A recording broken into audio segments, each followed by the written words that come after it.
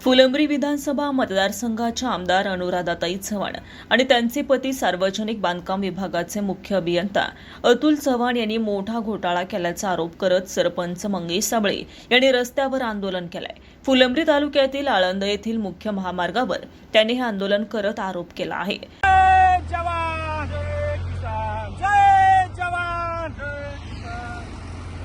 शेतकऱ्यांसाठी बोललो म्हणून गुन्हा दाखल झाला।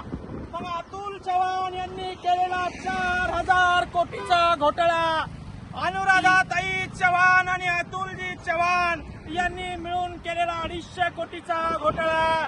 मुख्यमंत्री साहेब, याची चौकशी तुम्ही कधी करणार? अरे गडगंज संपत्ती कमावणारे हे आमदार लोक, गडगंज संपत्ती कमावणारे हे अधिकारी, अतुलजी चव्हाण सारखे अधिकारी आज माझ्या पाठीवर शेतकऱ्याचं ओझ आहे, आपण बघू शकता।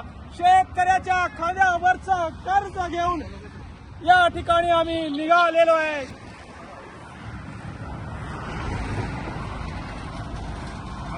काल दुपारच्या सुमारास गेवराई पायगाचे सरपंच मंगेश साबळे यांनी फेसबुक लाईव्ह करून आमदार अनुराधाताई चव्हाण यांच्याविषयी अपशब्द वापरून मारण्याची धमकी दिली। जिल्ह्यामध्ये 2 दिवसांपूर्वी अवकाळी पाऊस आणि गारपीट झाल्यानंतर आमदार चव्हाण यांनी शेतकऱ्यांच्या बांधावर जाऊन पाहणी केली। त्यानंतर साबळे यांनी आमदार चव्हाण यांच्यावर आरोप करत प्रशासनाला हाताशी धरून फक्त भाजपच्या कार्यकर्त्यांच्या शेतातील पाहणी करून पंचनामे केले।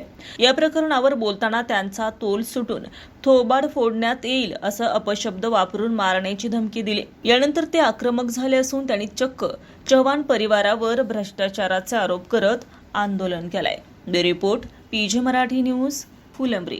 ताज्या बातम्या लवकरात लवकर पाहण्यासाठी पीजे मराठी न्यूज चॅनलला लाईक करा, सबस्क्राईब करा आणि बेल आयकॉन प्रेस करा।